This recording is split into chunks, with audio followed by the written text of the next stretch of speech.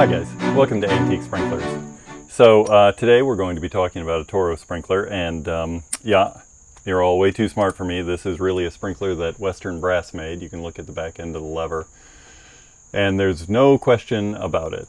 Toro didn't have their own brass foundry. They bought the brass stuff that they sold, and frankly they weren't known for brass. Their innovation was going all in on plastic, and certainly not going all in on impacts either, but going all in on gear-driven sprinklers. And so why not take the opportunity to acknowledge that this is actually a Western Brass sprinkler that they stamped the word Toro into, and on that side of the lever, and put the numbers 432 to match up with how Toro handled their model numbers on the other side.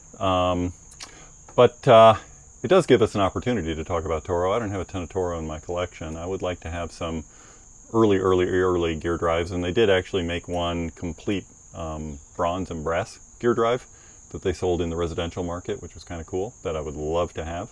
I've got a stream rotor. I think that's pretty neat. Maybe I should spend some time talking about that at some point.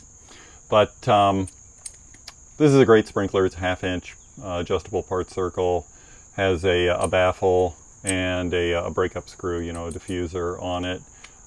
It cleaned up really nice. It was pretty dirty when I got it. And I think you're going to see that it runs really well. The footage of it running is some that I shot months and months ago in autumn, and you'll see that it does not match weather that one would wear a t-shirt in.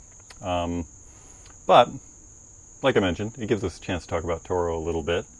And they're an interesting company. So Toro was founded over 100 years ago. And in golf magazines from the 1920s, you can find ads for their grounds maintenance equipment, you know, the stuff that today people refer to as red iron. And they're actually relative latecomers to irrigation.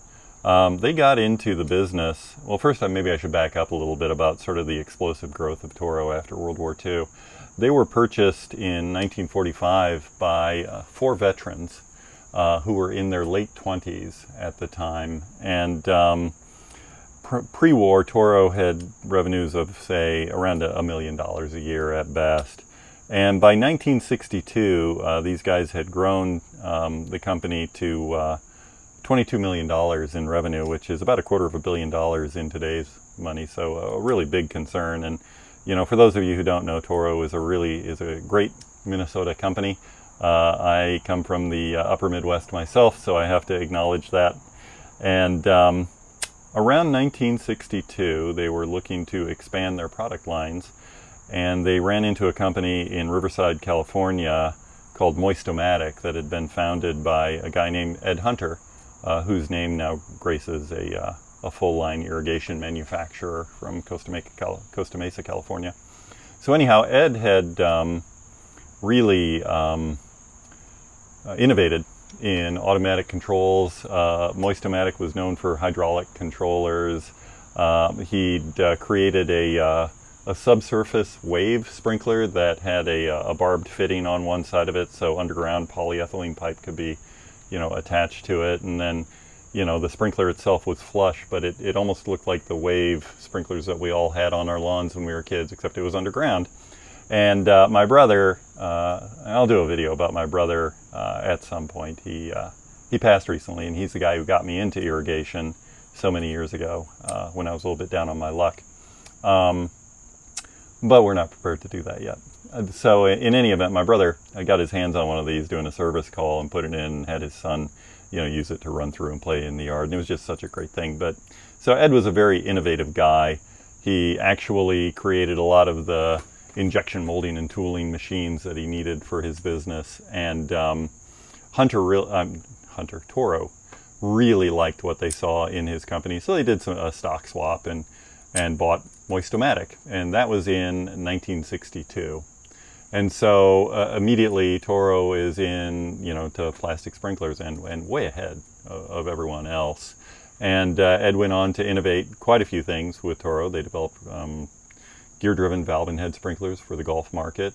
He worked a lot on their controls, and it is no doubt that Toro is a major player in the irrigation industry today. And they have a big presence in every phase of irrigation, from agriculture to lawn and garden / landscape / commercial, through sports turf. You know, how many sports fields over the years had Toro 640s on them.